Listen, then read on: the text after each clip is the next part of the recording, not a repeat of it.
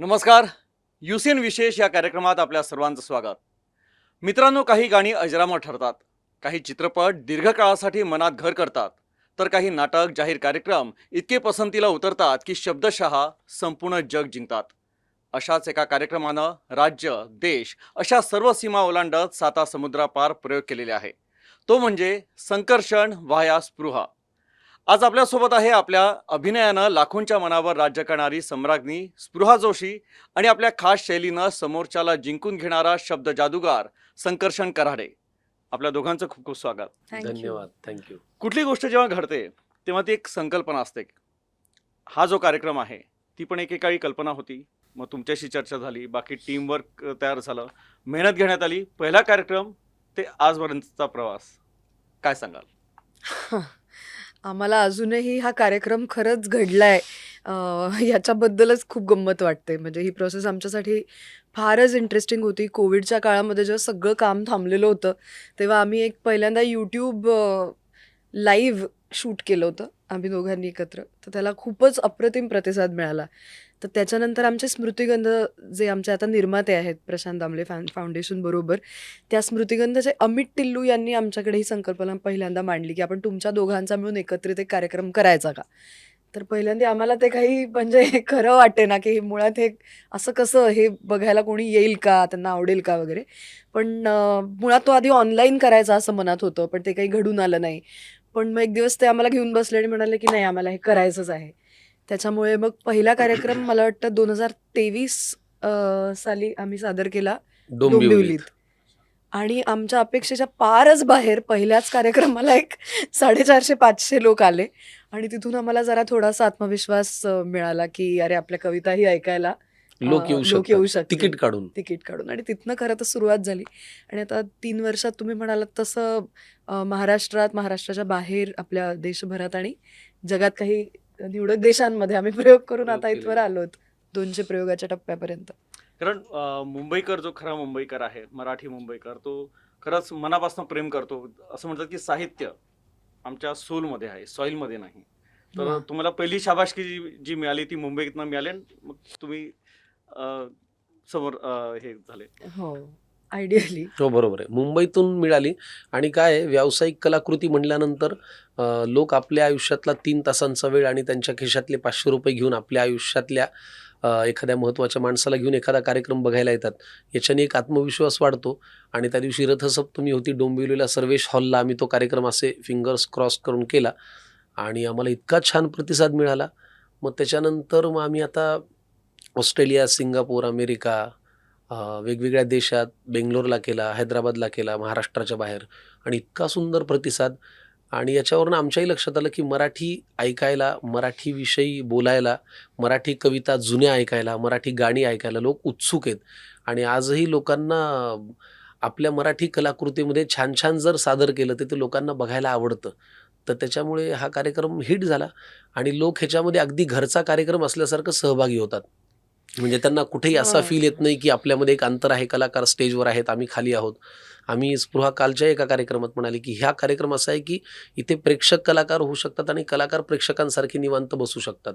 इतका तो देवाणघेवाण करत मराठी भाषेच्या कवितांवरती अवलंबून असलेला कार्यक्रम आहे आणि म्हणून तो लोकांना खूप हो, आवडतो. कारण जेव्हा तुम्ही किस्से वगैरे सादर करताना तर लोक एकरूप होऊन जातात. असं वाटतं की आपल्या घरचीच एक बैठक आहे, बरोबर. गोष्टी सुरू आहे, निवांत एखादं. आजकाल ते त्याचं दृश्य कारण फार असं आहे कमी की इथे आम्ही कुठलंही पात्र नाही साकारत. स्पृहा जोशी ही स्पृहा जोशी असते आणि संकर्षण कराडे हा संकर्षण कराडे असतो. आणि कलाकार माणसांना माणसांसारखे आपल्या घरातले वाटले की ते कार्यक्रम घरातला होतो आणि मग तो आवडतो लोकांना. सध्या तुम्ही विदर्भाच्या दौऱ्यावर आहात. राज्याचं एक टोक जिथे मुंबई तुम्ही बहुतांश वेळ असता, आणि आज तुम्ही महाराष्ट्राच्या दुसऱ्या टोकावर आहात. चंद्रपूर, अमरावती, नागपूर असे विविध प्रयोग आहे. तर काय सांगाल, वधिरबियांचं प्रेम कसं आहे? नाही, ते नेहमीच छानच असतं. मला असं वाटतं की रसिकता ही आपल्या पूर्ण महाराष्ट्रामध्ये आणि बेसिकली मराठी माणसांच्या मनांमध्ये, मराठी माणसं कलाकारांवर निरतिशय प्रेम करतातच. आणि त्यांना असं वाटतं की उलट, मला असं वाटतं की मुंबई पुण्यापेक्षा जेव्हा बाहेर पडतो आम्ही, त्याच्या पलीकडे जातो, तेव्हा तिथली माणसं आसूसून वाट बघत असतात कारण मुंबई पुण्यात फ्रिक्वेंटली प्रयोग चालू असतात, आम्ही जात येत असतो. पण आता चंद्रपूरमध्ये इतक्या लांबून कार्यक्रम येणं हे 3 वर्षात आम्ही सुद्धा पहिल्यांदा करू पहिल्यांदाच केला. शकलोय. बरोबर आहे. आमच्यासाठी पण ते तितकं सोपं नाहीये एक अख्खा कार्यक्रम त्याची टीम घेऊन येणं आणि परफॉर्म करणं. पण मला असं वाटतं की अंतर मग मॅटरच करत नाहीत. कारण तो मराठीपणाचा जो एक धागा आहे तो सार्वत्रिक आहे आणि तो बांधूनच ठेवतो तुम्हाला. आणि त्यामुळे आपल्या भाषेत आता बाहेरच्या देशामध्ये गेल्यावर वेगळी भाषा कानावर पडत असताना पटकन आपल्या भाषेत कुणीतरी काय कसं आहेस वगैरे म्हटलं की आपल्याला बरंच वाटतं ना. तर मुळात हे बाहेरचं नाहीच आहे पहिली गोष्ट म्हणजे. फक्त अंतरच आपली इतकी जास्त आहेत की थोडासा वेळ लागतो पोहोचायला. पण कालचा प्रयोग चंद्रपूरचा, परवाचा अमरावतीचा प्रयोग, आता आजचा प्रयोग हाऊसफुल आहे नागपूरमधला, उद्याचाही होऊ घातलाय. तर ही किती आनंदाची गोष्ट आहे की मराठी, जेव्हा अशा चर्चा आपण ऐकतो की मराठी संपत चालली आहे आणि आता हळूहळू मराठीचं भवितव्य काय आहे वगैरे असे जेव्हा प्रश्न असतात बाहेर, तर मला असं वाटतं की आमच्या एकदा कार्यक्रमाला या. छोट्या छोट्या मुलांपासून ते 80-80 वर्षांच्या आजी आजोबांपर्यंत सगळ्या पद्धतीचे लोक, सगळी मंडळी प्रेमाने कार्यक्रमाला येतात आणि तितकीच मजा करतात आमच्यासोबत. म्हणजे जेव्हा तुम्ही परदेशी प्रयोग केले तर अवघे विश्वची माझी घरं, याचा अनुभव तुम्ही प्रत्यक्ष घेतलाय की तिथे लोक कार्यक्रमानंतर तुम्हाला भेटायला येत असतील आणि भरभरून दाद देत असतील, तर तेव्हा तुम्हाला ते एक वाटत असेल की काय सर तुम्हाला सांगू का, भारतीय संस्कृती, मराठी संस्कृती ही बाहेर पडल्यानंतर लोक जास्त आपलेपणाने जपतात आणि हे आम्हाला पदोपदी जाणवतं. म्हणजे आम्ही जेव्हा परदेशात अमेरिकेत जातो तेव्हा कुठल्या तरी एका शहरामध्ये जेव्हा तुम्हाला स्वागत करताना कणकेचे दिवे करून ओवाळतात, तेव्हा असं होतं, अरे आपण काय आपल्या घरातच आलोय की काय. तर बाहेर पडल्यानंतर हे जास्त आपलेपणाने होतं. म्हणजे त्या दिवशी जर एखादा आता आम्ही मागच्या वर्षी याच दिवसामध्ये 2 वर्षांपूर्वी आम्ही ऑस्टिनला होतो अमेरिकेमध्ये.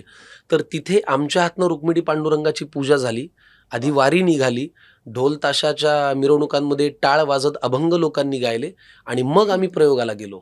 आता मला सांगा, हे ऑस्टिनमध्ये जर होत असेल, ऑस्टिन मराठी मंडळी करत असेल, तर जेव्हा आपण बाहेर पडतो ना तेव्हा आपली माणसं जास्त जवळ आल्यासारखी वाटतात. म्हणजे उदाहरणार्थ, रोज घरामध्ये आपण बाबांना जरी म्हणत नसलो की बाबा चहा घेतला का, तरी आपण जर समजा टूरवर गेलो तर आपण अरे दौऱ्यावर बाबांची काळजी घेऊ, बाबा तुम्ही चहा घेतलाय ना, तर हे होतं. तसं आपला माणूस इथे काय जोशी बुवा हे आपण रोज कदाचित म्हणणार नाही.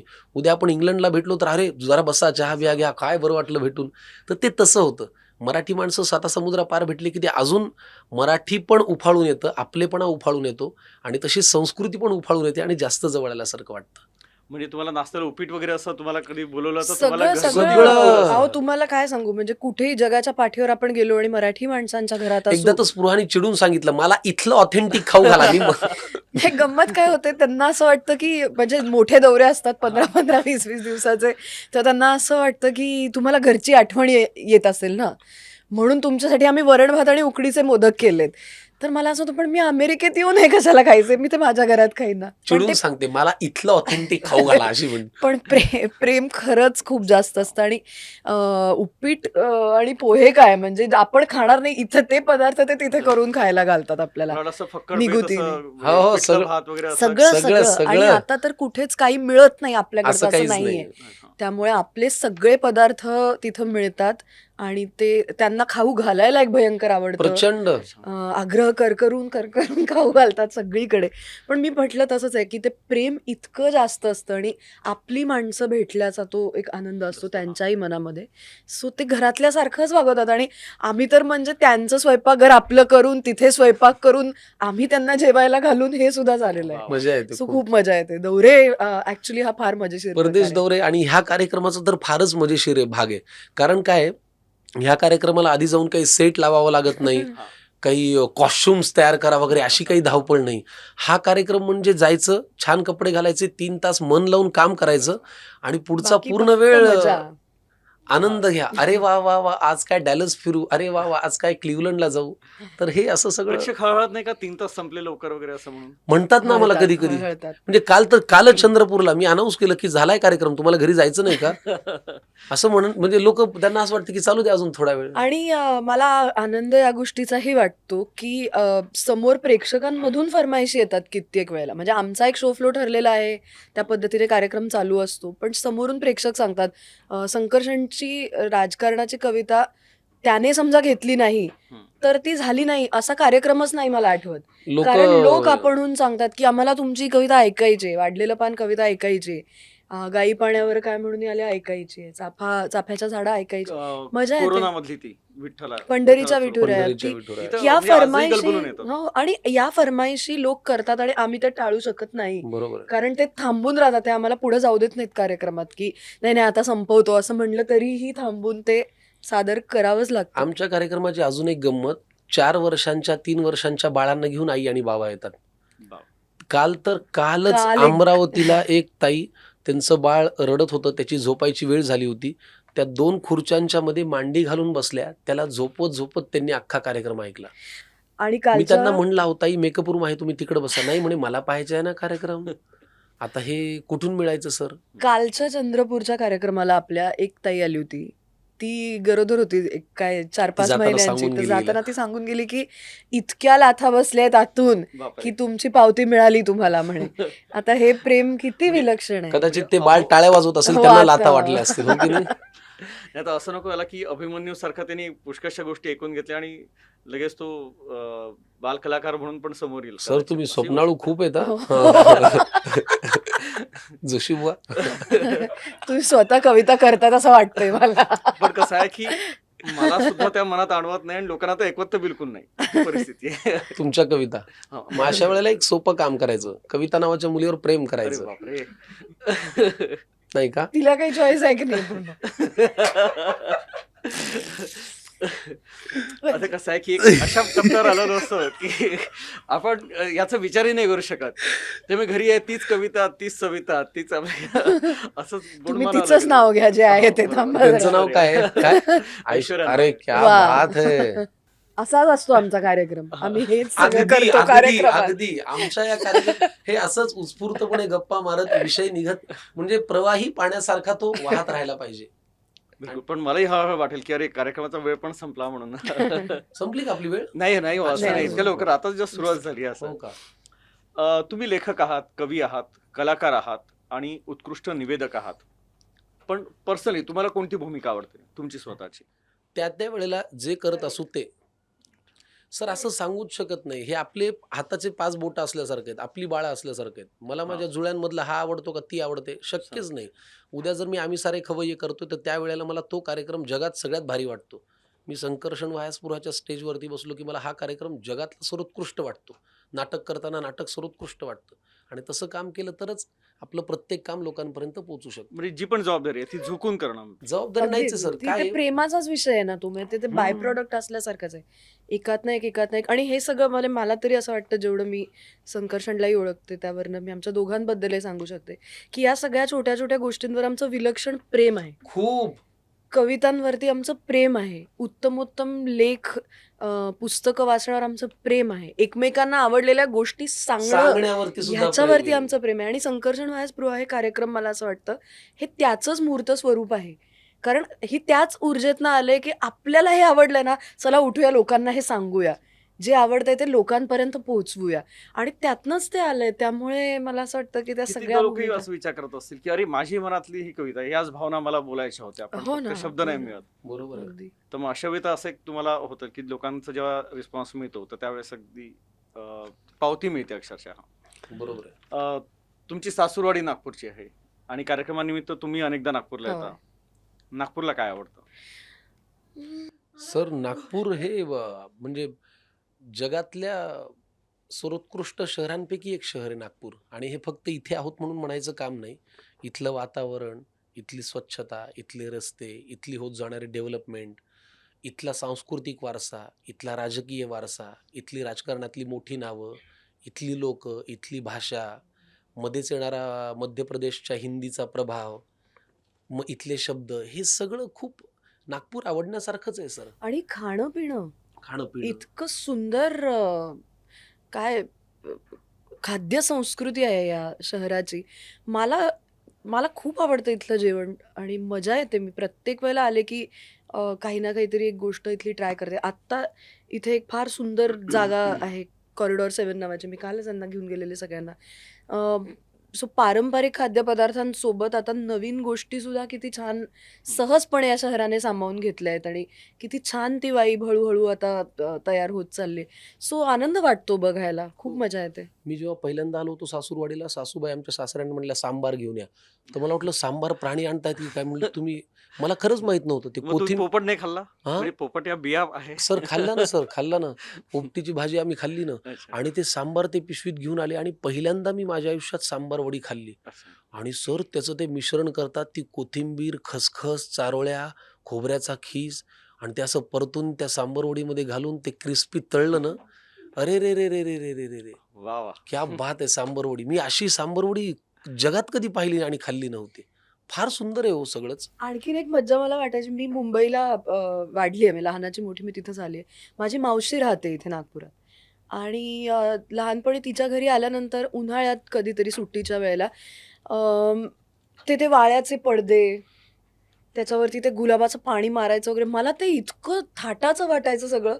कारण आमची मुंबईला छोटी छोटी घरं, त्यात आम्ही सगळे असे राहणार आणि तिथनं इथं आल्यानंतर एकदम मोठी जागा, एवढाली अंगणं, मोठाली झाडं, आणि ह्या काय थाटे, वाळ्याचे पडदे आणि त्याच्यावर गुलाब पाणी मारतायत वगैरे. मला हे सगळं भयंकर इथला थाटाचं निवांतपणाही वाटायचं. मला खूप आवडतो. मलाही आवडतो. म्हणजे आय काय शूटिंग आहे का, एवढ्या वेळात अख्खं शूटिंग Shooting होतं मुंबईमध्ये. पेल. तर हा जो निवांतपणा इथे आल्यावर, आपला मुंबई पुण्यातला 120चा स्पीड एकदम 15वर होऊन जात आहे ना, तर एक जरा डोकंही शांत होतं, रुटीन नॉर्मलला येतं. पण निवांतपणा कधी कधी जे लोक वेळ पाहतात त्यांच्या मात्र अंगलटीला येतात. हो, जसं तुम्हाला म्हटलं की बस 10 मिनिटात येतो, तो तासाभराने येईल त्याची तयारी तुम्हाला मात्र ठेवावी हो, लागते. ते तर आहेच ना असं काही सर. अनुभव आलाय तुम्हाला? नाही, नशिबाने मला आता कधी आलेलं नाही. त्याला रोज नाही, येत बोलू असू तुझ्या शकतो, काही. पण नाही, मला रोज येतो माहिती सर. नाही. माझी बायको नागपूरची आहे. लिफ्टचं दार लागेपर्यंत ही चपलाच घालत असते. मला असं होतं, "अरे चल ना, बरोबर येत आहे ना," असं होतं ते. पण ठीक आहे सर, मी असा ती अशी जरा मॅच होतं ते. तुमची बायको कुठली आहे? नागपूरचीच. मग तुम्हाला तर माहिती आहे ना. आम्ही दोघे निवांत आहोत. काय सेमच आहे काय म्हणजे. म्हणूनच आम्ही आज आलो इंटरव्ह्यूला. बिलकुल बिलकुल. तर तुम्हाला वाट पाहायला नाही लावली ना मी? नाही नाही तर नाही, म्हणाल बिलकुल की- नाही, नाही, नाही. थँक्यू. पण तुम्ही दोघेही खवे आहात आणि प्रत्येक शहरात जाणं होतं आणि प्रत्येक शहराची स्वतःची एक खाद्य संस्कृती असते. तर निवांत वेळी जेव्हा तुम्ही जेवता, तर जेवणावर आडवा हात मारता की फिटनेस म्हणून काही गोष्टी आडव्या येतात? तुम्हाला आमच्याकडे बघून काय वाटतं ते सांगा. थोडंसं मनात काही गोष्टी आडव्या येतात आणि हात आखडता घेता. म्हणजे आपण स्वतःला चांगलं मेंटेन येस, आम्ही काहीही बघत नाही. खाता पिता आम्हाला जे आवडतं आणि जेव्हा आवडतं तेव्हा आम्ही ते सगळं खातो. आणि माझं तरी एक असं प्रिन्सिपल आहे की माझी जर का कोणाशी मैत्री व्हायची असेल, ओळख नव्हे मैत्री व्हायची असेल, तर त्या समोरच्या व्यक्तीला खाण्याची आवड लागते, नाहीतर माझी नाही मैत्री होऊ शकत. फार फार तर ओळख होऊ शकते त्या माणसाशी. आणि व्हेज नॉनव्हेज बद्दल मी बोलत नाहीये, चांगलं खाणं, चवीने खाणं, ते समोरच्याला खिलवणं, त्यातली मजा एकमेकांसोबत शेअर करणं, हे माझ्यासाठी सगळ्यात आवडीची गोष्ट आहे. म्हणजे तुमच्यासारखे दर्दी खवय्ये असेल आणि असं कौतुक करणार असेल ना, तर वाढणाऱ्याला सुद्धा म्हणजे आग्रह नक्कीच, करण्याचं आणि तर बिलकुल होतं. करायलाच पाहिजे. म्हणजे कारण वाढणारा कोथिंबीर माणूस वडीचं जे वर्णन केलं तसं डोळ्यासमोरच आलं की गृहिणी सगळं ते बनवते आहे. हे खूप आणि कष्ट त्या- केलेले असतात त्यामध्ये. खूप त्यामुळे सुंदर. आपण जेव्हा 2 शब्द का होईना आपण छान बोलतो ना, तेव्हा ते एक हसू त्यांना पुढच्या बऱ्याच स्वयंपाकांमध्ये कामी येत असतं असं वाटतं मला. आणि केलेल्या कष्टाची एक म्हणजे तृप्तता चीज मिळते की होतं. बस चीज झालं. अहो, परवाची गोष्ट सांगतो. माझ्या बायकोने असा फुलका भाजला, तर मी तिला म्हटलं, काय सुंदर भाजलाय ग फुलका. तर तिला ते कौतुक खोटं वाटलं. तर मी तिला उभं केलं बाजूला. मी म्हणलं, फुलका असा ना दोन्ही बाजूनी, त्याच्या तोंडाकडून बुडाकडून चारही बाजूनी असा छान एकसारखा भाजणं, ही पण कला आहे ना. कुठंतरी ते कच्चं राहिलं तर त्याची मजा नाही ना. आपल्याला वाटतं काय भाजलं आणि वाढलं, असं नाही ना. ते भाजणं जे आहे ते किती सुंदर आहे. आणि खवय्ये माझं काय, थोडं मी प्युअर व्हेज खात असल्यामुळे माझी नॉनव्हेजची तेवढी मला हे नाही. पण मी काय करतो, जे आवडतं ते प्रमाणात खातो. एकाच वेळेला खूप भसभसून, म्हणजे आता घशाशी झाले आणि आता मरायचीच वेळ आली, असं होत नाही माझं. मी सगळं खातो, प्रमाणात खातो. पण तुम्ही म्हणाला तसं कौतुक करत खायला मला फार आवडतं.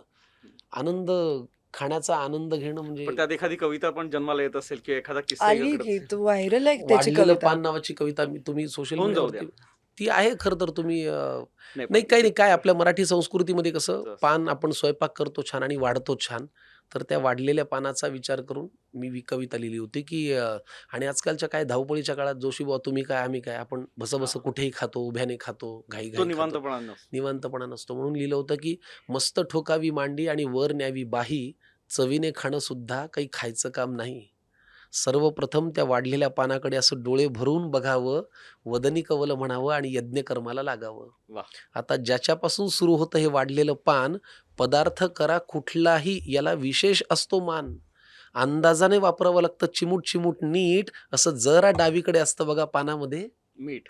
तिथून वा, पुढे वा. सरकलात की टप्पा चमचमीतपणाचा, जिथे असतं लोणचं, चटणी, मिरचीचा ठेचा. कितीही पथ्य असलं तरी हे खावंसं वाटतंच आणि भल्या भल्या खडकांच्या तोंडाला इथे पाणी सुटतंच. चटण्या म्हणाल तर जवस, कारळ, लसूण, शेंगदाणा, आंबा लिंबाच्या लोणच्याचा चाटावा चवदार बाणा. ठेचा आयुष्यात जितक्या खाल अनुभवाची साठवण होते, पण ताटातला पोटात जास्त गेला की सकाळी मात्र आठवण होते. वा वा. आता जिच्यासाठी चाले सगळा प्रपंच, धंदा, नोकरी, पानाच्या अगदी मधोमध ती पोळी आणि भाकरी. वा. गोल गोल गरम गरम अशी आईनेच पानात वाढावी, पापुद्रा काढून आतली खमंग वाफ आपण काढावी. वा. मग मनसोक्त जेवणाऱ्यांना मुळी नसतं डाएटचं कारण इथून पुढे येतं पानात ते चिंच गुळाचं वरण. वा. मग बाजूला कोण आहे याची चिंता आपण का करावी, वरणात पोळी कुस्करावी आणि फुरकी मारावी. याशिवाय बिचारं पोट काय दुसरं मागतं, पण चांगली भाजी करायला मात्र कौशल्यपणाला लागतं. चिरलेली, निवडलेली, वाफवलेली किंवा भरलेली, काहींच्या घरी ती ही पण असते हो, कालची थोडी उरलेली. जरा जास्त क्रेडिट त्या कोंबडी बोकडांना गेलंय, पण या भाज्यांनी आपलं जगणं सांगतो खरं समृद्ध केलंय. अहो चांदीच्या ताटातही शोभून दिसते मेथी, भेंडी आणि गवार. सोन्याचा चमचा असला तरी खाणार हेच ठाकरे असो पवार. वा. मग एकदा पोट भरलं की सुटतं हे अवघड जगण्याचं कोड, पण मन भरायला लागतं ना मंडळी या देहाला गोड. मग एवढं जेवणही राखावा बरं आग्रह करणाऱ्याचा मान, आणि चाटून पुसून स्वच्छ करावं ते वाढलेलं पान, आणि मग ढेकर देऊन पलंगावरती देह टेकवावा थोडा, इतक्यात कुणीतरी वाढवून द्यावा लवंग खोचलेला विडा. मग हेच ते वैभव आहे ज्यासाठी सगळे कष्ट करतो, पण समोर आल्यावर मात्र न जेवता फक्त पोट भरतो. त्यामुळे रक्त पिणारं यंत्र तुमचं जरा बाजूला ठेवत जा, आणि पानावर जेव्हा बसाल ना मंडळी तेव्हा मन लावून जेवत जा, आणि मग 5 वर पंखा करून झोपण्याचं सुख असं सांगून थोडंच कळावं, आणि असंच वाढलेलं पान देवा रोज सगळ्यांना मिळावं. वा. असंच वाढलेलं पान देवा रोज सगळ्यांना मिळावं. ऍक्च्युली आमच्या इथे महालक्ष्मी असतात आणि हो. महालक्ष्म्यांच्या वेळेस असंच पान असतं. अगदी म्हणजे बरोबर. तुम्ही पदार्थ मोजत जाल. सर तुम्ही ह्या अशा काळजाला हात घालणाऱ्या विषयाला तुम्ही म्हणजे स्पर्शच नका करू. ते नाही खरंच ग, ते केळीचं पान महालक्ष्म्यांचं नव्हे, 16 भाज्या, 3 कोशिंबिरी, 4-5 चटण्या, त्या दिवशी तळलेला तो पापड, आणि अरे रे रे रे रे, भगवंताची- पुरणपोळ्या आणि तुपाची धार. इथल्या पुरणपोळ्या हा एक विलक्षण विषय आहे. म्हणजे ती जी पुरणपोळी असते ना तशी नाही ती भाडी एकतर वरून आकाराला तूप मोठी आणि ग. केवढी ती, बरं ती इतकी म्हणजे विरघळणारी. परवा ह्याच्या ओळखीच्या एक काका काकू आले होते. अमरावतीलाच. हा, अमरावतीच्या हो. प्रयोगाला. त्या काकू आमच्यासाठी गरम पुरणपोळ्या घेऊन आल्या, अशा एवढी चळत थप्पी. घेऊन आल्या, आणि ती पुरणपोळी मी तुम्हाला सांगू शकत नाही तिची चव. विरघळणे तोंडात विरघळणे. घास घातल्यावर अगदी म्हणजे बरोबर काय ते होतं ते. कारण ते सुगरणीच काम असतं. कारण कसं आहे की आतलं पूर्ण जे सारण आहे ते बाहेर यायला नको, आणि बरोबर आणि ते नाही, पातळी नाही. असायला हवं. आणि आम्ही इतके खुश झालो खूप ते खुश खाऊन झालो. तिथे. बापरे. काय पाहिजे अजून. भारत गणेशपूर आहेत ना आपले विदर्भवीर, त्यांच्या घरी ते आम्हाला एकदा दिवाळीला घेऊन गेले होते, मला आणि मकरंद नासपुरेंना. आम्ही अमरावतीला त्यांच्या घरी गेलो होतो. तर दिवाळीचा दिवस होता. त्यांची आई अशी छान नऊवार नेसलेली, आंबाडा, मोठं कुंकू वगैरे, आणि त्यांनी अशी ती मोठी पराती एवढी पुरणपोळी केली होती, आणि असं आम्हाला मांडी घालून जेवायला वाढलं. कटाची आमटी आणि पुरणाची पोळी, असं जेवलोय आम्ही. विदर्भातली पुरणपोळी भारत गणेशपुरेंच्या घरी आम्ही खाल्ली. भयानक, अरे भयानक. क्या क्या बात बात आहे. आहे. अफलातून. एक छोटासा किस्सा मला आठवतो की माझ्या मित्राकडे महालक्ष्मीचं जेवण होतं आणि आम्ही गेलो होतो. तर एकाने दाबून पुरणपोळ्या खाल्ल्या आणि एकदम मग पोटात दुखायला लागलं. डॉक्टर आले. त्यांनी म्हणे की यार या गोळ्या घे. त्याचं उत्तर होतं की गोळ्या घ्यायला जर पोटात जागा असती तर मी अजून अर्धी पुरणपोळी खाल्ली असती. फार छान. आमच्याकडे एकदा घडलं होतं. आमच्याकडे 10-12 माणसं जेवायला आली होती. ते गरम पुरणपोळी वाडा, ती वाढली. ते होतं साखरेचं पुरण. ती घास घेतल्या तुकडा टाळूला चिकटला. बापरे. ते मग तो काढता येईना, त्याला ते हे झालं. मग बाजूला बसलेल्या माणसाने त्याला थोबाडीत मारली, मग तो खाली पडला.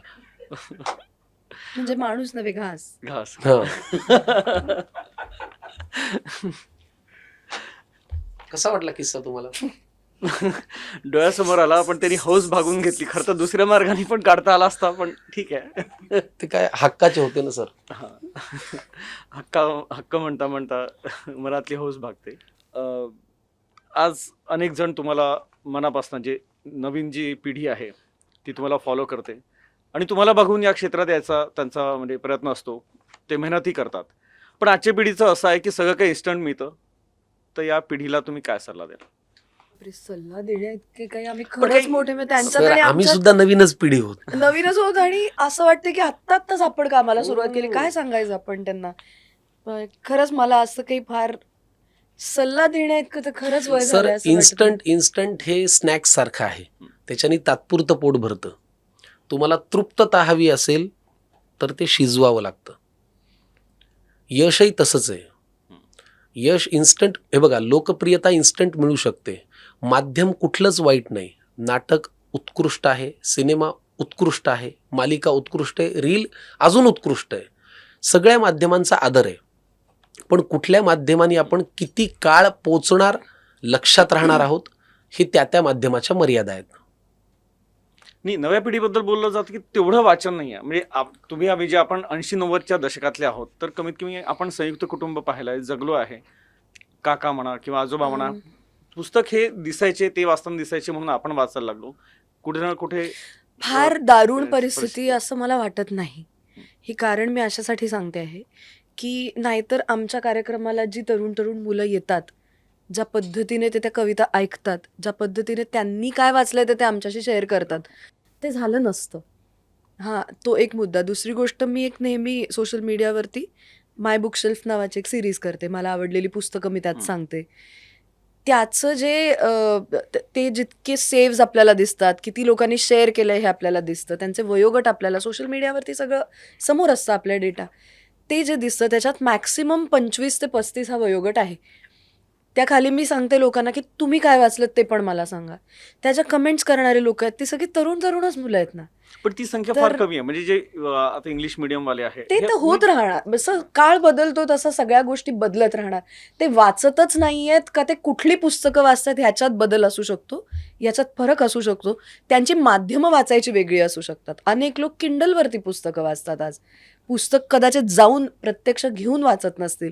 पण वाचन संस्कृती धोक्यात आहे किंवा कोणीच वाचत नाहीये असं नाही वाटत मला.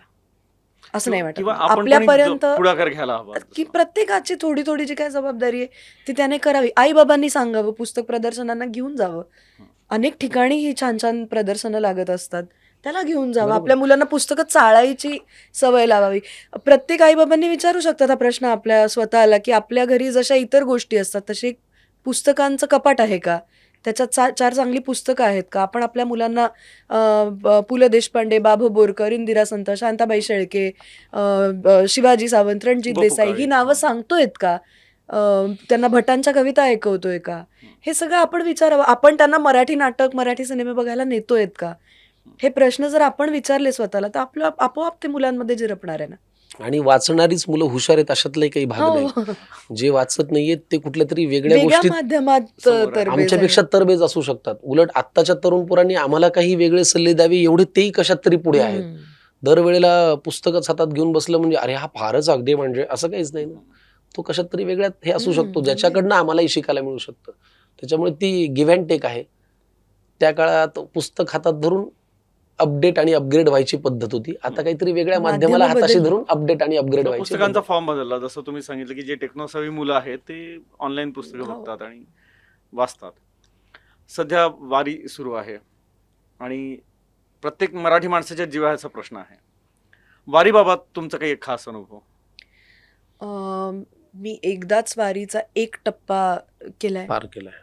पण काहीतरी विलक्षण अनुभव आहे. एकतर हे वातावरण माझ्या परिचयाचं वातावरण नाही. मी फारच शहरी वातावरणात वाढले, पण तिथं गेल्यानंतर ती जी मी फार अचंबा वाटतो मला की काय ड्राईव्ह आहे ही, की जी इतक्या लोकांना इतक्या आसुसून त्या सगळ्या प्रवासावर घेऊन जाते आणि तिथं पोहोचून काय चालत असतं त्यांच्या मनात. ते कुठल्याही पद्धतीच्या तशा सोयी सुविधा फॅन्सी काही गोष्टी सोबत नसताना, पायात एक चप्पल नसताना इतके किलोमीटर चालून कसे जातात, काय त्यांना जागं ठेवतं. 40-40 तास ते त्या पांडुरंगाला बघण्यासाठी कशासाठी स्वतःच्या शरीराला हा त्रास देतात, त्यांच्या मनात त्यावेळेला काय उमटत असतं. आणि ती भक्ती, ती भावना इतकी नितळ, इतकी खरी, इतकी पारदर्शक असते. त्यांचे जे डोळे असतात आणि त्यांच्या चेहऱ्यावरचा तो जो एक आनंद असतो, तो मी कुठल्याच शब्दात सांगू शकत नाही. मला एवढंच वाटतं, की मी भाग्यवान आहे, की मला तेवढा तरी तो अनुभव घेता आला. आणि माझ्यासाठी तो अनुभवही फार मोलाचा आहे. माझी एक मैत्रीण आहे आणि काय जग बदललंय, काळ बदललाय. प्रत्येकाला कदाचित तिथं जाणं शक्य नाहीये. पण आज सुदैवाने माझ्यापर्यंत जे पोहोचले तिने एक शेर लिहिला होता. तो इतका सुंदर शेर आहे, की फार नव्हे पण थोडी करता येते, रेष सुखाची मोठी करता येते.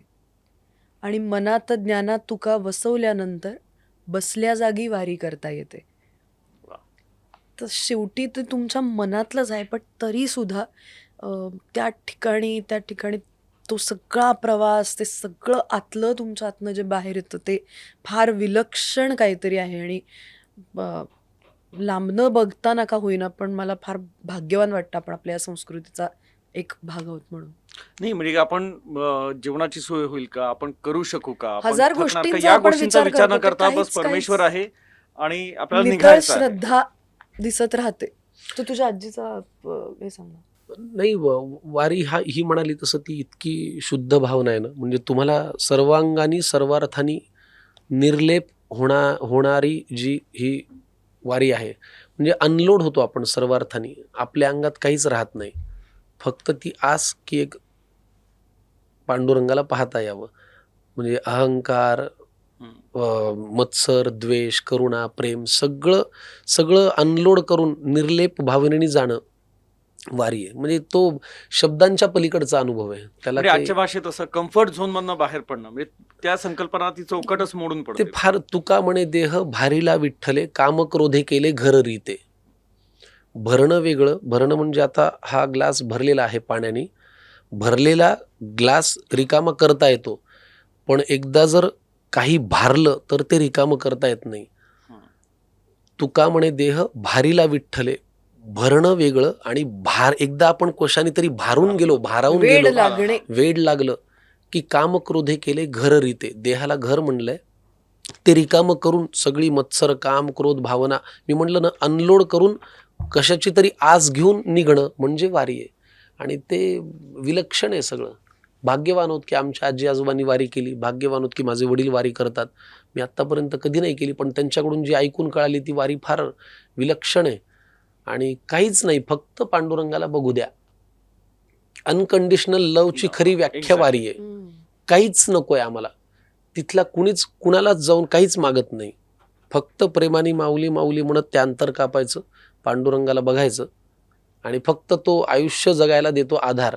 म्हणजे प्रत्येकाचा पांडुरंगाकडे बघण्याचा दृष्टिकोन वेगळा आहे. मी आजीला लहानपणी म्हणायचो, ती म्हणायची काही नाही, पांडुरंग पहिलं तरी उभ्या असलेल्या माणसाला म्हणतोय काळजी करू नको, तू बुडणार नाहीस, पाणी एवढंच आहे, ये माझ्याकडे. वा, तर हे जे म्हणणं आहे ती वारी आहे. सोप्या शब्दात समजा, सोप्या शब्दात तुमचं सांगायचं. बालमन पाहून म्हणा किंवा हां. त्यांच्या हिशोबाने आणि पण. आपण त्या काहीच मूर्तीतनं बाहेर काढलंय त्या देवाला, असं वाटतं मला नेहमी. कारण नाहीतर मग ते सगळे एकमेकांच्या पाया कशाला पडले असते. हां. ते एकमेकांच्या मध्ये देवत्वाला, विठ्ठलाला हां. बघतात, त्या हां. देवत्वाला बघतात. आणि यासारखी मला वाटतं सुंदर गोष्टच नाही. आणि नाही, किती खरंच नाही. वर्षानुवर्ष पाझरत आलंय आपल्यामध्ये, ते फारच सुंदर गोष्ट आहे ती. तुम्ही परभणीचे आहात, जगात जर्मनी, देशात परभणी, हम्म. मनात कोरलेली एखादी आठवण. परभणीची हं. परभणीचीच ही आठवण आहे जी तुमच्या समोर 38 वर्षांची उभी आहे. म्हणजे परभणीचे माझं- काय, म्हणजे काय प्रसिद्ध आहे म्हणलं तर संकर्षण कराडे, नाही, असं नाही. आमचं म्हणजे आपल्या आपल्या गावाविषयी ओढ असते, आपल्या मातीची माया असते आणि मला माझ्या परभणीविषयी विलक्षण माया आहे. म्हणजे का करू नये ना, माझा जन्म तिथला, माझं बालपण, माझी शाळा, माझं कॉलेज तिथलं, तर मला तिथले असतात. म्हणजे तुम्ही किती काही पुरस्कार मिळवले तरी ए शंक्या कधी आला असं म्हणणारी माणसं ही आपल्या गावातच असतात ना, कुठे असतात. तर ती तुम्ही कमवलंय काय ह्यापेक्षा तुम्ही कुठून आलायत ह्याची आठवण करून देणारी माणसं तुमच्या गावात सापडतात. तर त्याच्यामुळे गाव फार महत्त्वाचं. आणि मला तर अख्ख्या महाराष्ट्राने खूप दिलं आहे. माझं गाव परभणी, पुण्यात माझं थोडं शिक्षण झालं, मुंबईनी माझी कामाची कर्मभूमी. कर्मभूमी आहे, नागपूरनी बायको दिली. अजून काय पाहिजे? अख्खा महाराष्ट्र काबीज केला ना भाऊ. सध्या राजकीय वातावरण तापलं म्हणजे ते तापलेलं नेहमीच असतं. ती राजकीय कविता होऊन जाऊ द्या. हो, राजकीय वातावरण तापलेलं कधी नसतं. हा, कधी नसतं. राजकीय वातावरण हा एक असा विषय, तो असा एक गॅस आहे जो चालूच आहे कंटिन्यू. फक्त कोणीतरी येऊन लायटर लावायची उसंत आहे, हो की नाही? हा. ते लावलं की भडका उडालाच म्हणून समजा, हो ना. तर किंवा ते मंद आचेवरचं आधण असतं, फक्त बदलत शिजत राहतं राहतं किंवा ते. शिजत राहतं, शिजत वेगवेगळे राहतं. मुद्दे येत राहतात, जुना मुद्दा हटत राहतो. बरोबर. तर होऊन जाऊ दे. तर सगळ्यांचे चेहरे पडलेलं एक कुटुंब मला भेटलं. खात्या पित्या घरचं तरी दुःखीच मला वाटलं. माणुसकीच्या नात्याने माझं मन भरून आलं. मीच जवळ जाऊन म्हणलं, का हो, काय झालं? तुमच्यापैकी कुणाला काही झालंय का? तिन्ही सांजेला हे असे बसलात, कुणी गेलंय का? कुटुंब प्रमुख आजोबा उठले सोडत मोठा उसासा, डोळे तांबडे लाल, बहुतेक रडले होते ढसाढसा. तर ऐक तुला सांगतो, म्हणाले असं झालंय, आम्हा सगळ्या कुटुंबियांचं एक एक मत वाया गेलंय. आता हा माझा नातू बघ नुसता जीवाला घोर आहे. सभेला जायचं, घोषणा द्यायच्या याला फारच जोर आहे. बरं, एवढं करून मतही दिलं तरी याचं भागलं नाही. पण याच्या नेत्याचं इंजिन आजवर सत्तेच्या स्टेशनात लागलं नाही. मग ती सभा, ती गर्दी, तो आवाज, त्या घोषणा, त्याचं पुढे काय झालं? आणि असं करत याचं मत अनेक वर्ष वाया गेलं.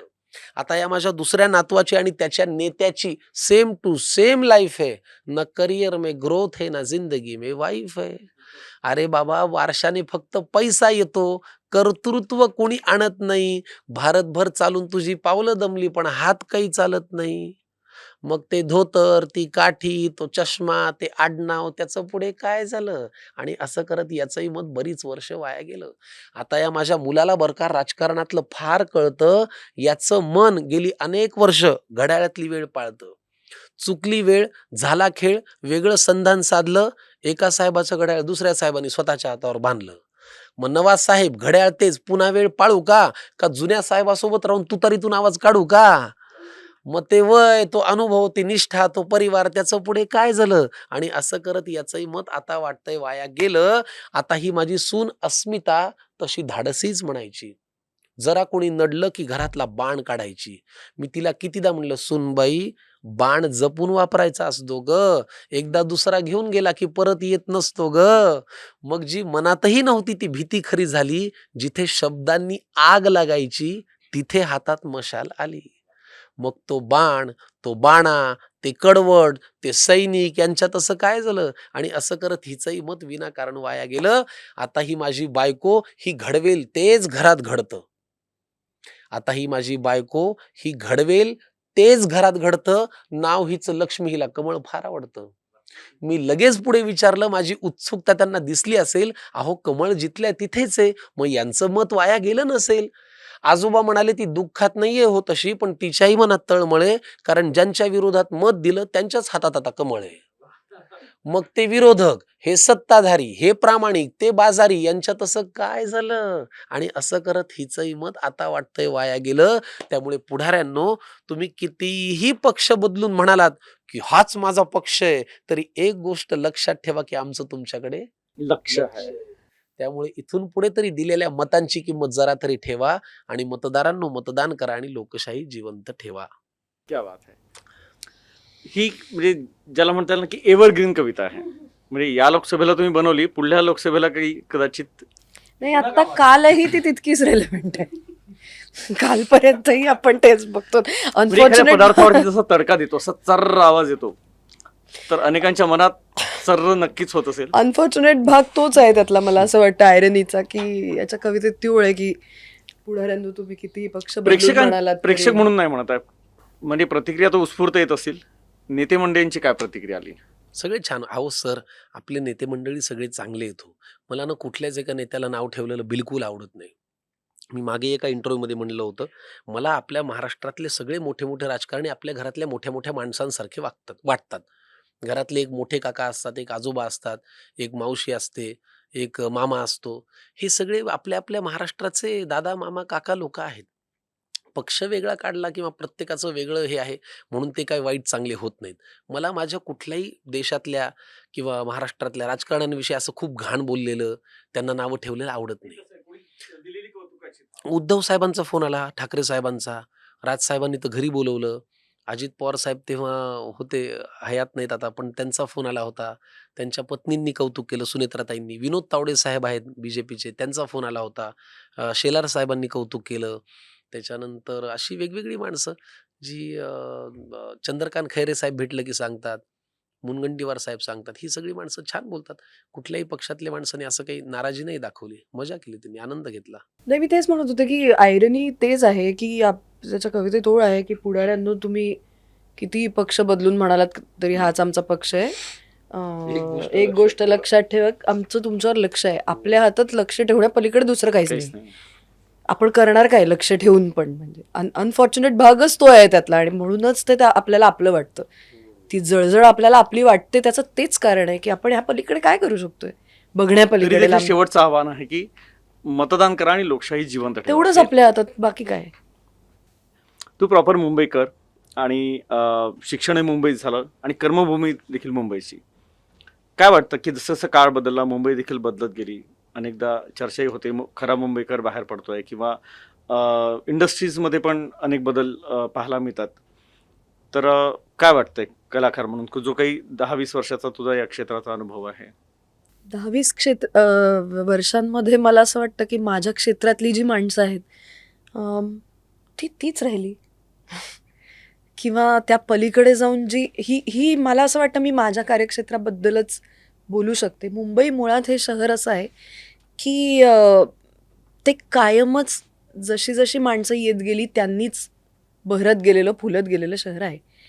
आणि अनेक आता संकर्षण जेव्हा परभणीहून मुंबईत आला तेव्हा मी त्याला बाहेरचा असं कसं म्हणणार. तो प्रत्यक्ष मुंबईचा नसला तरी त्याने मुंबईला आपलंसं केलं, मुंबईने त्याला आपलंसं केलं. अशाच पद्धतीने सगळी एकत्र येऊन हे शहर बनलंय, घडलंय, मोठं झालंय, वाढलंय, फुललंय. तर हे आमचं क्षेत्र तर एस्पेशली खूप वेलकमिंग क्षेत्र आहे. ते अत्यंत प्रेमाने तुम्हाला आपलंसं करतं. ते तुम्हाला कष्ट करायला भाग पाडतं. ते तुम्हाला असं प्लेटवरती काय आणून देत नाही. पण एकदा का तुम्ही, मला असं वाटतं की त्या शहराच्या वेगाशी जुळवून घेतलं, तिथल्या कामाच्या पद्धतीशी जुळवून घेतलं, तुम्ही त्या शहराचे झालात की ते शहर तुम्हाला आपलंसं करून टाकतं. आणि मला असं वाटतं की जर तुम्ही धडपड्या स्वभावाचे असाल तर मुंबईत तुम्ही उपाशी राहू शकत नाही. मुंबई तुम्हाला तुमचं खाणं मिळवून देते, एक झोपायची जागा मिळवून देते, ती तुम्हाला आपलंसं करते, ती तुम्हाला परकं राहू देत नाही. अगदी बरोबर आहे. मुंबईत तुम्ही जाऊन फुटपाथवर जरी झोपलात तरी कोणीतरी गाडीमधून येताना बिस्किटचा पुडा ठेवून जातं. आणि हे फार न बोलता, फार साधेपणाने.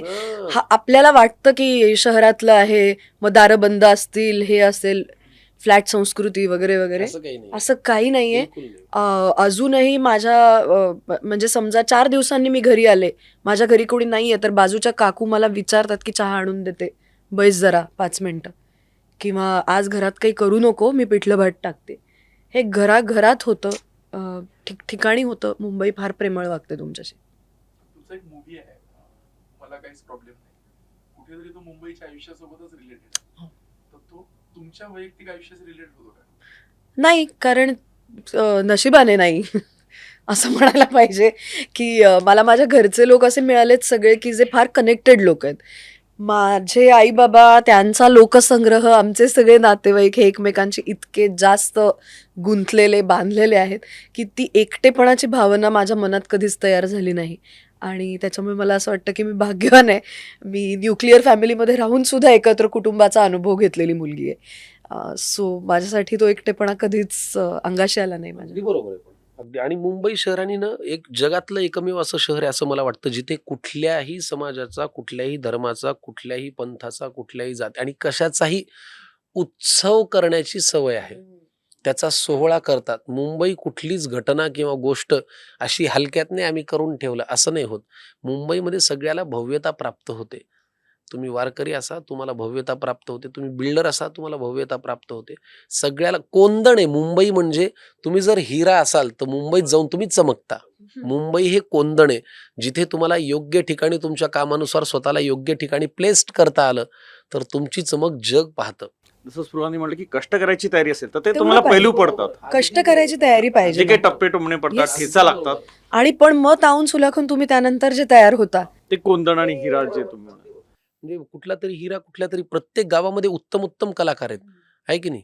तर ते तिथे आहेत, पण मग त्यांना नाही, ते तेवढा पुढे नाही गेला. का नाही गेला? मग त्यांनी स्वतःची जागा मुंबईत ओळखून स्वतःला त्या ठिकाणी प्लेस्ड करायला पाहिजे होतं. तर ते हिरा जर पायदळी तुडवला गेला तर तो पायदळीच राहतो. मुंबईसारख्या कोंदणात तो योग्य ठिकाणी जाऊन बसला तर अरे जग पाहतं की अरे क्या बात है, ये हिरा तो चमक गया, अशी मुंबई आहे. एक रॅपिड फायर होऊन जाऊ द्या. हो. तुमची तुम्हाला आवडणारी तुमची कविता. 35शीच सराय हव्यास कॅलेंडर. हां, ठीक आहे. ती ती फार ऐकून घ्या महत्वाची चला. आहे. त्या कवितेतला मेसेज मर्म फार छान आहे, की काय होतं ना, आजकालच्या धावपळीच्या काळामध्ये आपण सगळे स्वतःला अपडेट आणि अपग्रेड करायच्या नादामध्ये भरडतो स्वतःलाच. मला राहायचंय अपडेट, मला राहायचंय अपग्रेड. पण कुठेतरी मान्य करायला पाहिजे ना, आली आता 40शी, दिसणार आहे थोडं थोबाड मोठं, सुटणार आहे थोडं पोट. कुठेतरी हा ॲक्सेप्टन्स पुरुषांना, महिलांना सगळ्यांना आला पाहिजे. नाही आता पहिल्यासारखा तू हँडसम राहणार, नाही तरुण पोरं-पोरी तुझ्याकडे बघणार किंवा थोडंसं नाही जुनी पॅन्ट तुला येणार. कशाला 8 तास? त्याच्यात स्वतःला दोष देऊन किती आतल्या आत ती घाण साचवतोयस? तर ही घाण काढणारी आणि आहे तसं स्वतःला, इतरांना स्वीकारायची गरजच नाही. आधी स्वतःला स्वीकारावा. आपल्यापुरतं असा एक फार सुंदर मेसेज देणारी ही कविता आहे, ज्यातलं मर्म फार महत्वाचं आहे. आणि सोशल मीडियाच्या काळात हा म्हटला तसं आपण आपल्याचकडनं फार अपेक्षा वाढवून ठेवतो. आपल्याला सुपर ह्युमन व्हायचंय, हम्म. बायकांना सुपर वुमन व्हायचंय, पुरुषांना सुपरमॅन व्हायचंय. तर ते शक्य नाहीये. म्हणजे कधी कधी वाढत्या वयासोबत तो जो अट्टहास बोलले, अट्टहास, अट्टहास. ते अगदी- ते शोभत नाही. म्हणजे There you असं are, की म्हणजे there you 55 are. वर्ष झालं तरी हाच- खूप काळे केस हाच करताय शब्द किंवा- या कवितेमध्ये तुम्ही आता बिलकुल मी बिलकुल. ऐकवतो तुम्हाला की कॅलेंडरचं एक एक पान उलटत राहतं. कॅलेंडरचं एक एक पान उलटत राहतं. बघता बघता दिवस, महिने, वर्ष सरत जातं. कॅलेंडरचं एक एक पान उलटत राहतं. बघता बघता दिवस, महिने, वर्ष सरत जातं. आत्ता कुठे कॉलेज संपलंय मन म्हणत असतं.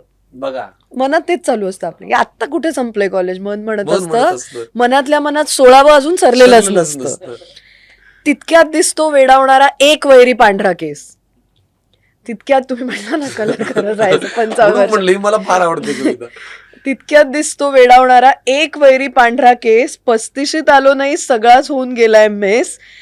35शीत आलो तरी सगळाच होऊन गेलाय मेस. व्हिडिओ कॉलवर सुद्धा आपण चेहरा हाईड करतो, कारण डबल चिन दिसायला लागतं ना, असा कॅमेरा धरून. व्हिडिओ कॉलवर सुद्धा आपण चेहरा हाईड करतो. यावर्षी 5 किलो टार्गेट फिक्स करतो. 5 वर्षांपूर्वीची जीन्स आपण पाहतो अश्रू ढाळत. ठेवून दिलेली असे प्रत्येकाने एक कपाटात. 5 वर्षांपूर्वीची जीन्स आपण पाहतो अश्रू ढाळत. डाएट आणि मोटिव्हेशनचा ढीग जातो नुसता वाढत. फोटोसाठी आपोआप पोट घेतो खोलात. जोशी बुवा फोटोसाठी आपोआप पोट घेतो खोलात. चेहरा जातो बुडत आणखी सिरम स्क्रीम्सच्या ढिगाऱ्यात. कैलास जीवन, डाळीचं पीठ, हळद, दूध आणि काय काय. बायकांचं तर विचारायला नको सगळे. कैलास जीवन, डाळीचं पीठ, हळद, दूध आणि काय काय. नायका आणि मिंत्रावरती खोल बुडत जातो पाय. घाबऱ्या घुबऱ्या हार्मोन्सचं शरीरात चालू खळखटाक. घाबऱ्या घुबऱ्या हार्मोन्सचं शरीरात चालू खळखटाक. कसे कोण जाणे हल्ली सतत येतात पॅनिक अटॅक. आपल्यामधली छोटी मुलगी पार गोंधळून बावरून जाते. आपल्या बायकांचं थोडं या वयात आणखीन नाजूक होऊन जातं सगळं, कारण ते ट्रान्झिशन पटकन झेपत नाही. त्यामुळे आपल्यामधली छोटी मुलगी पार गोंधळून बावरून जाते. का कोण जाणे हल्ली सारखी आई आठवत राहते. आठवत राहतात जुनी जुनी माणसं आणि गाणी.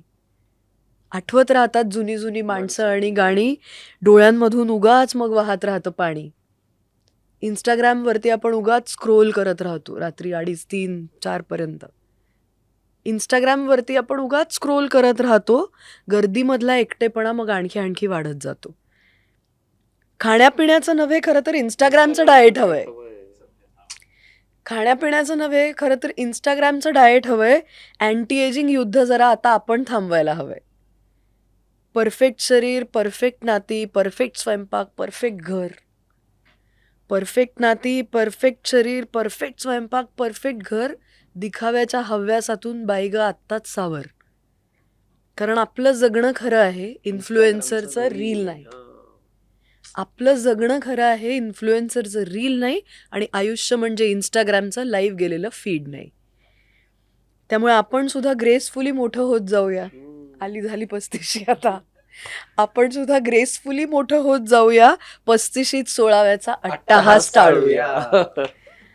आपण सुद्धा ग्रेसफुली मोठं होत जाऊया, 35शीत 16व्याचा अट्टाहास टाळूया, आपल्या आपल्या नजरेत पुन्हा आणखी सुंदर दिसायला लागू, आपल्या आपल्या नजरेत पुन्हा आणखी सुंदर दिसायला लागू आणि आजपासून स्वतःशी जरा आणखी प्रेमाने वागू, आजपासून स्वतःशी जरा आणखी प्रेमाने किती वागू. सुंदर आहे बघा बरं. आणि ही मी कविता का म्हणलं माहिती का, ही आत्ता मी इतकी स्वतःवरती लागू करतोय. अट्टहास, मी त्या क्रायसिस मधून चाललोय आता. तिने ती सगळेच चालले, बायकांच्या अख्खं पॉइंट जग ऑफ व्ह्यूनी चाललंय. लिहिलीये, पण मलाही माझा पांढरा केस लपवायची धडपड असते. मलाही व्यायाम करायचा आहे पण तो माझ्याकडनं होत नाही. मलाही जुने कपडे येत नाहीत. माझाही चेहरा आता मी 40ला, आता 39 मोठा होत चाललोय ना वयाने, तर मला ते इतकं आता खदखदायले आज सगळं की अरे यार, ती 25ची एनर्जी थोडी आता कमी होतीये, धावपळीने थोडा मी थकतोय, जागरणाने थोडासा वैतागलेला होतोय. तर म्हणून मला ही कविता आता मी बायकांच्या पॉइंट ऑफ व्ह्यूनी लिहिलेली असली तरी मला ती जास्त ती पुरुषांना पण लागू होते. खूप होती. मी काही त्यातनं वेगळा नाही अहो, आहे. पुरुषांना मी जास्त तसं- लागू होतं, आपण मान्य करत नाही. हा. असं आहे. हा. तीच. अच्छा. अं, आई म्हणजे कुठलं धपाधप पाऊल. काय अहो, कॉम्पिटिशनच्या जगामध्ये आपल्याला खूप त्रास होतो ना, की अमुक एक जण पुढे जातो, स्ट्रेस होतो, एन्झायटी होते, डिप्रेशन होतं, आपल्याला खूप त्रास होतो. मग अशा वेळेला कुठल्याही क्षेत्रातल्या मुलाची आणि कुठल्याही वयाच्या मुलाची आणि मुलीची गोष्ट आहे आणि याचा त्रास होतो, पण आई आपल्याला बरोबर ओळखते. तर त्या धडपडीवरची कविता आहे. कवितेमध्ये एक गोष्ट आहे, तुम्ही नीट ऐका, तुम्हाला कळेल. बिलकुल. आणि काय होतं ना, की जगामध्ये आपण इमेज आपली खूप छान ठेवायचा प्रयत्न करतो. इथं चिडून चालणार नाही, ह्याला काय वाटेल, तिथं चिडून चालणार नाही, तिच्यासमोर इमेज खराब होईल. घरात गेलं की आई आणि बायकोजवळ सगळा राग काढतो. तरी गोष्ट बघा, तुम्हाला आवडते का, की धपाधप पाय आपटत एक लेकरू घरी आलं. आपण नाही का दप्तर हा. बिप्तर फेकत जातो. धपाधप पाय आपटत एक लेकरू घरी आलं, वस्तूंची फेकाफेकी करत घरामध्ये गेलं. तिन्ही सांजेची वेळ, रात्र झाली नव्हती, आई अशीच देवासमोर दिवा लावत होती. रात्र झाली नव्हती फार महत्वाचं आहे. धपाधप पाय आपटत एक लेकरू घरी आलं, वस्तूंची फेकाफेकी करत घरामध्ये गेलं. तिन्ही सांजेची वेळ, अजून रात्र झाली नव्हती, आई अशीच देवासमोर दिवा लावित होती. जगासमोर जे चालत नव्हतं ते घरामध्ये मात्र चाललं. बाहेर जे बोलता येत नव्हतं ते लेकरू आईसमोर बोललं. म्हणाला, खोटारडी आहेस तू आई, खोट्या मार्गावर चाललीस, आजपर्यंत माझ्याशी तू खोटच बोललीस. वा. आशीर्वाद देताना काय म्हणतेस की माझं काहीच अडणार नाही. हा, आशीर्वाद देताना काय म्हणतेस ग की माझं काहीच अडणार नाही आणि माझ्या बाबतीत कधीच काही वाईट मुळी घडणार नाही. आईपासून काय लपतंय तिच्या लक्षात आलं. तिने बाळाला घोटभर पाणी प्यायला दिलं. आई आधी सगळ्यात हाच उपाय करते, जरा थंड घे. आईपासून काय लपतंय तिच्या लक्षात आलं. तिने बाळाला घोटभर पाणी प्यायला दिलं. हुंदक्यांमधून वाट काढत पाणी पोटात गेलं. आई म्हणाली, आता सांग तुला काय झालं. वा. तो म्हणाला, लोक आई विचित्र झालेत फार, सतत सगळे माझ्यावरती खाऊन असतात खार. कधीतरी आपण भसाभस व्यक्त होतो की तो म्हणाला, लोक आई विचित्र झालेत फार, सतत सगळे माझ्यावरती खाऊन असतात खार. त्यांच्या त्या अशांत अस्वस्थ नजरा मला कळतात, जाणवतं मला माझ्यावरती ते खूप खूप जळतात. बरं, माझ्याविषयी माझ्याच माघारी बोलतात लोकांजवळ, माझ्याविषयी माझ्याच माघारी बोलतात लोकांजवळ, मी पुढे जातोय ना माझा माझा, का पोटा त्यांच्या कळ. पण वाईट याचं वाटतं की या वाईट लोकांचा एक संघ झालाय. हे आपल्याला सारखं वाटत असतं की अरे मी वाईट वागत नसून वाईट माणसं एकत्र आलेत. वाईट याचं वाटतं की या वाईट लोकांचा एक संघ झालाय आणि मी वाईट वागत नसून त्यांनी मला बाजूला केलाय. आई म्हणाली, बाळा तुला माझा प्रश्नच नाही कळला. मी तुला काय झालं म्हणाले, तू त्यांचा त्रास सांगितला. क्या बात. तू त्यांची कशाला मला दास्तान सांगतो. आई म्हणाली, बाळा तुला माझा प्रश्न नाही कळला. मी तुला काय झालं म्हणाले, रे बाळा तू त्यांचा त्रास सांगितला. सोडून दे ना, तुझ्यावरती ते हसतायत का रुसतायत, कारण तुला पूर्ण करायची स्वप्न ही तुझ्याच डोळ्यांना दिसतायत. त्यामुळे तुझ्या अपयशाची लोक पाहतायत ती सगळी स्वप्ने खोटी कर. तुझ्या अपयशाची लोक पाहतायत ती सगळी स्वप्ने खोटी कर. दुसऱ्यांची रेघ पुसण्यापेक्षा तू स्वतःची मोठी कर. वा. आणि हे केलंस ना तर तुझं खरंच काही अडणार नाही. आणि आई आजही तेच म्हणेल, माझ्या बाळाचं वाईट काही घडणार नाही. क्या बात. आईच्या तोंडी देवाचा साक्षात्कार घडला आणि तिने लावलेल्या दिव्याचा लख प्रकाश पडला. क्या बात. तिने लावलेल्या दिव्याचा लख प्रकाश पडला. मला फार आवडते ही कविता. म्हणजे हे आज सुद्धा लेट होतं. फक्त काय की जे दप्तर घेऊन येणारं लेकरू असतं, ते तुम्ही- sack टाकतो office हा ची. बस एक्झॅक्टली. कित्येकदा असंही घडतं की आई जवळ नसते, हम्म. परगावी असते किंवा जवळ नसते. हे तर होतच ना तर सर. अशा वेळी तो बिचारा काय करेल. तेव्हा मग स्वतःला आई होऊन समजावायला लागतं. किंवा अशा वेळेला बायकोही कामाला येते बरं का. खरंच म्हणजे मी हे अनुभवतो. आता आपण गमतीत सासूरवाडी नागपूरची त्याचे जोक बिग सगळं करतो. पण ह्या माझ्या 10-11 वर्षाच्या संसारात माझ्या नागपूरच्या या बायकोनी मला जेवढं सांभाळून घेतलंय, ते इतर कुठलीही बायको असती तर एकतर माझा घटस्फोट तरी झाला असता किंवा मला करिअरमध्ये इथपर्यंत पोहोचता तरी आलं नसतं. हे मी तुम्हाला प्रामाणिकपणे सांगतो.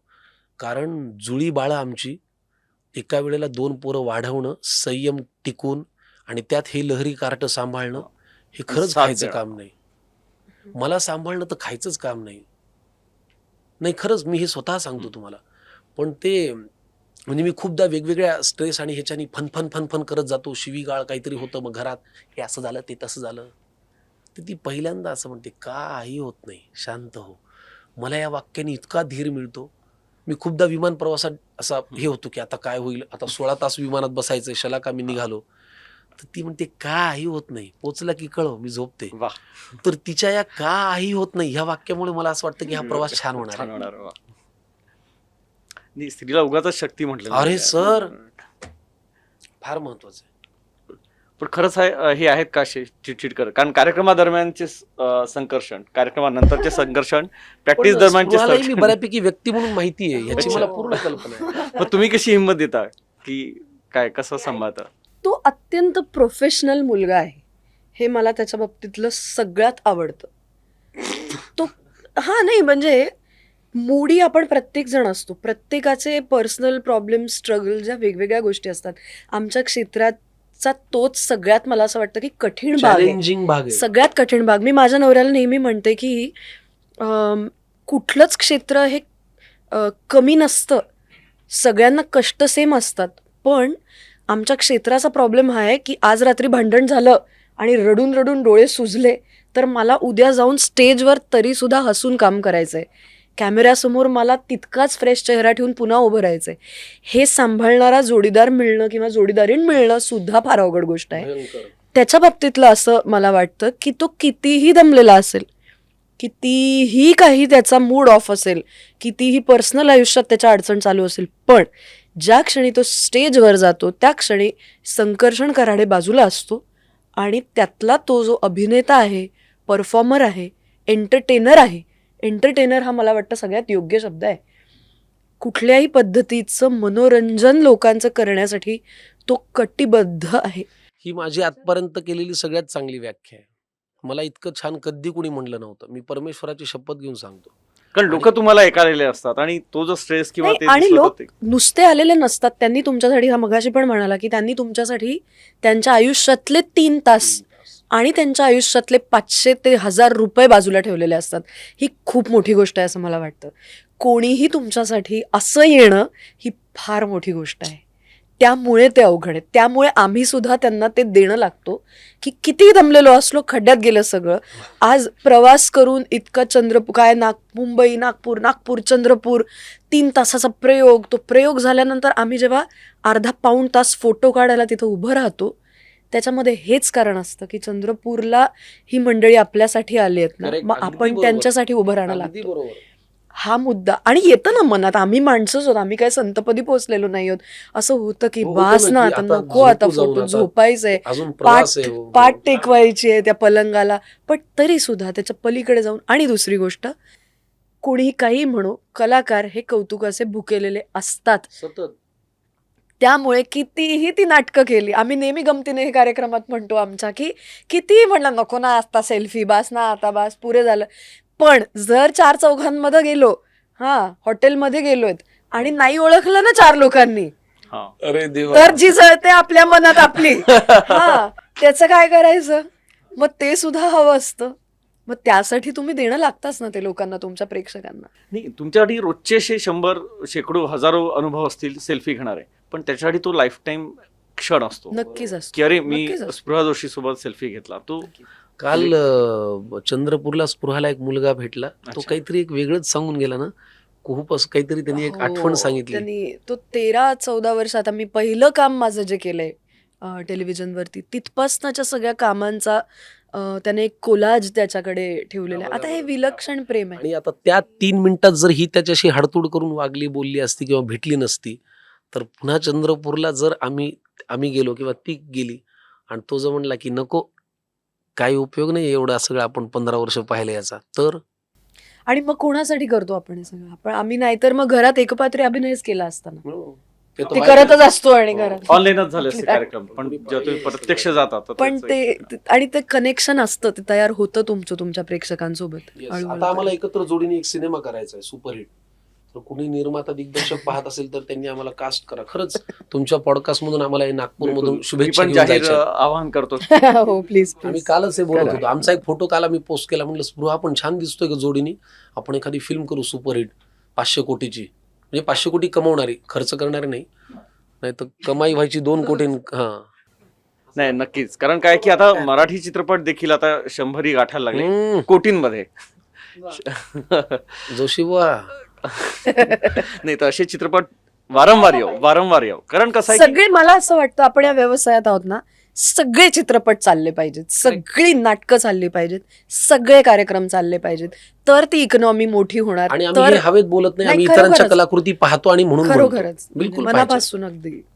नाही, कारण कधी एक प्रेक्षक म्हणून हिंदी चित्रपट पण बघतो, मराठी चित्रपट पण बघतो, तर जिथे म्हणजे साधाही चित्रपट असेल तरी तिथे स्पॉन्सर्स मिळतात, तेवढं फिल्म बनते, ती चालत नाही. हा नंतरचा भाग हिंदीचं बोलायचं झाल्यास, पण मराठीमध्ये किती चांगले चांगले कलाकार आहेत, पण तेवढं गाठत नव्हते, पण आता गाठायला लागले तर त्याचं एक समाधान आनंदच आहे. वाटतं. हा पण स्पृहाची काही आठवण, जसं आता त्यांनी तुमच्याबद्दल सांगितलं, थोडं तुम्ही काही मनोगत व्यक्त करा. आठवण त्यांचा स्वभाव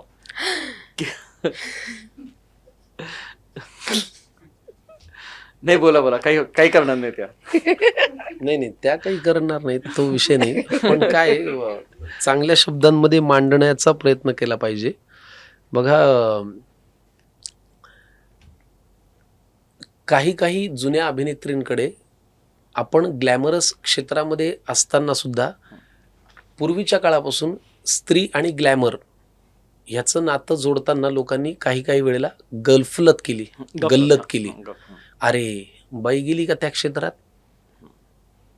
कशामुळं? त्याही अदबीनी काम करतात की नाही, आणि त्यांनीही अदबीनी स्वतःचा एक वकूफ तयार केलाय, जागा तयार केली आहे.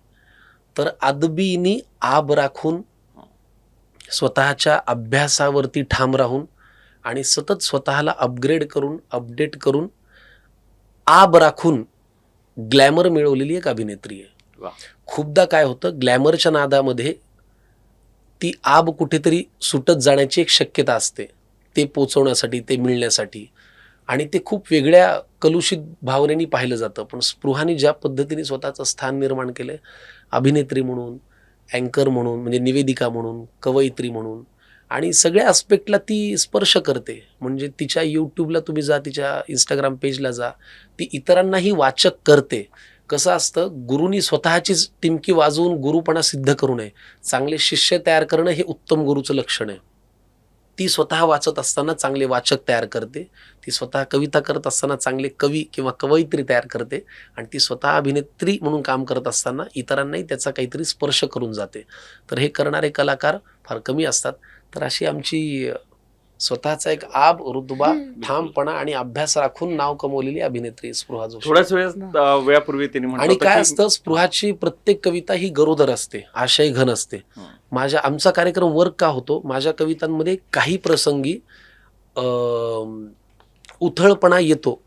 उथळपणापेक्षा म्हणजे त्यात एक अशी एक हलकी फुलकी एक विनोदाची हे असते, पण स्पृहाची कविता ती आशय घन असते, आणि म्हणून तो आमच्या कार्यक्रमामध्ये असा एक बॅलन्स साधला म्हणजे जातो. आत्मचिंतन करायला लावणारी, चिंतन करायला लावणारी. जसं पटकन हसून एखादी कविता पटकन रिसीव्ह होते, पण ती पटकन विरूनही जाऊ शकते.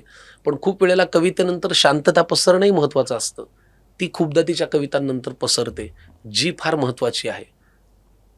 दाद मिळणं आणि झिरपणं हे दोन्ही आमच्या कार्यक्रमात होतं. तर त्याच्यामुळे उथळ हा शब्द चुकीचा वापरतोय तो, तसं नाहीये. मी म्हणजे आता असं पण असं नाही, मला म्हणजे, म्हणायचं. तर त्याच्यामुळे नाही, म्हणून मी चिंतन जो मला आणि सुचला जोशीबाई, शब्द तिला मी जोशीबाई असं म्हणतो. नाटकामध्ये पूर्वी काम करणाऱ्या महिलांना बाई म्हणायचे, म्हणजे रीमाबाई, रीमा लागू, भक्तीबाई, आदराणी, वंदनाबाई, तशा आमच्या जोशीबाई आहेत त्या. मला त्यांच्याविषयी आदर आहे आणि मस्त आहेत.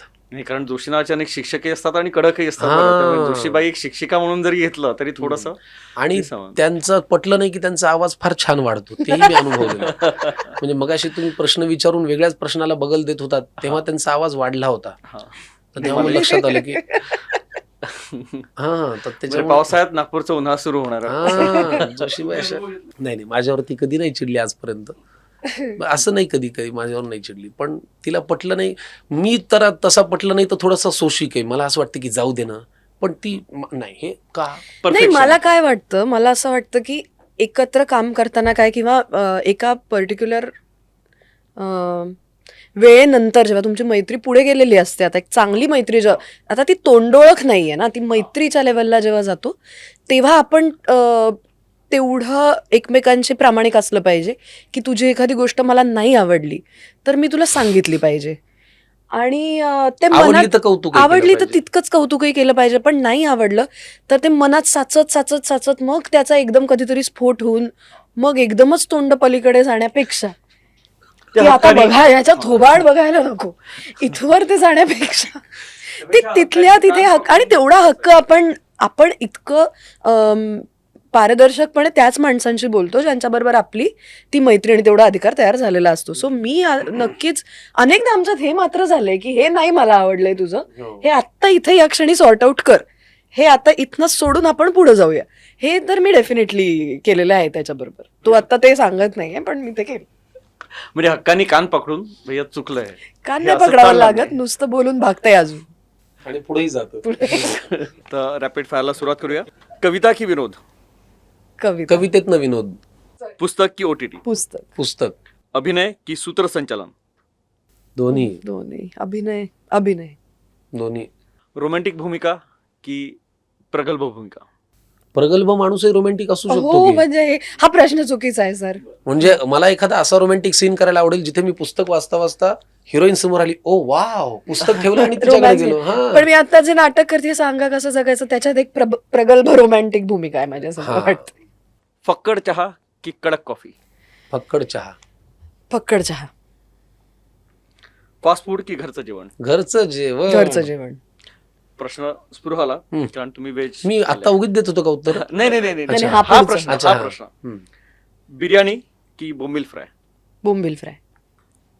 दोघा नाही. वडापाव की मिसळ? मिसळ. वडापाव. पुरणपोळी की आमरस? पुरणाची आमरस. आमरस की उकडीची मोदक? आमरस. आमरस. तुमच्याकडे उकडीचे मोदक की पुरणपोळी? पुरणाची पोळी. वा वा. दोघांमध्ये जास्त बडबड्या कोण? जास्त परफेक्शनिस्ट? दोघही आहोत आम्ही. दोघे होत ऍक्च्युली. आम्ही कामाच्या बाबतीत हलगर्जी नाही होत. नाही, बिलकुल नाही. नाही, खरंच नाही होत. म्हणजे आम्ही त्या वेळेला ते काम 100%च करतो आणि प्रयत्न तरी करतो. नक्कीच नाही. कधी कधी ते तब्येतीमुळे, जागरणामुळे डिलिव्हर झालं नाही झालं हा वेगळा मुद्दा, साऊंडमुळे सुद्धा होतं, पण आम्ही कामाच्या बाबतीत बिलकुल थिल्लर नाही होत, बिलकुलच नाही होत. जास्त खोडकर?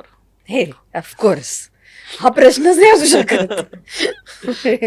पण खोड्या काढल्यावर चिड होते की? नाही, नाही, आम्ही हसतो. आम्ही हसतो खूप. आम्हाला हसायला खूप आवडतं. नाही, तुम्ही हसता पण त्यांची चिडचिड होते. नाही नाही, नाही, नाही. मला खूप हसू येतं. मग अशी तुम्ही तुमच्या या कार्यक्रमाच्या आम्ही येत होतो लिफ्टमध्ये, आमचे ते आम्हाला घ्यायला, तुमच्या लिफ्टचा पंखा फार मोठा आहे, तर त्यांनी काहीतरी मला एक प्रश्न विचारला. काय विचारला? नागपूरला कधी आले का काय? तर म्हणलं परवा सकाळी आलो, मनीष नगर. तर हिने फक्त असं केलं, छान. त्याच्यामुळे मराठी चित्रपट की हिंदी चित्रपट? आधी मराठी तर मिळू द्या. हा,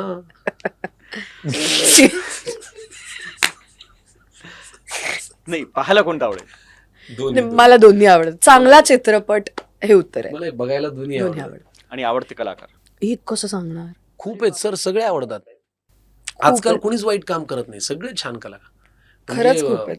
देशातलं म्हणाल तर बच्चन साहेबांपासून सुरू होतं ते नवाजुद्दीन सिद्दीकी पर्यंत येतं.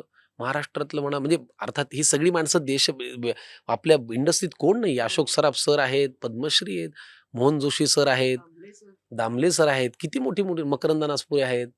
कालच येताना आम्ही सगळ्या जुन्या नटांबद्दल गप्पा गप्पा मारत होतो की ज्यांना आम्हाला प्रत्यक्ष बघता आलं नाही, प्रत्यक्ष त्यांच्यासोबत काम करता काम आलं नाही, करता पण आलं. कोणासोबत काम करायला आवडलं असतं. मग अगदी विक्रम गोखले, श्रीराम लागू, यशवंत दत्त, दत्ता भट, प्रभाकर पंत पणशीकर, अशी किती नावं आम्ही काढली. भक्ती बर्वेंविषयी आम्ही भक्ती बोललो, बर्वे, रीमा विजय लागूंविषयी, विजया विजय मेहतांविषयी मेहता, बोललो. म्हणजे अनेक पिढ्या ज्यांनी योगदान प्रचंड ज्यांच्या सोबत आपलं काम करायचं भाग्य नाही. स्मिता पाटील होत्या, म्हणजे किती तगडे.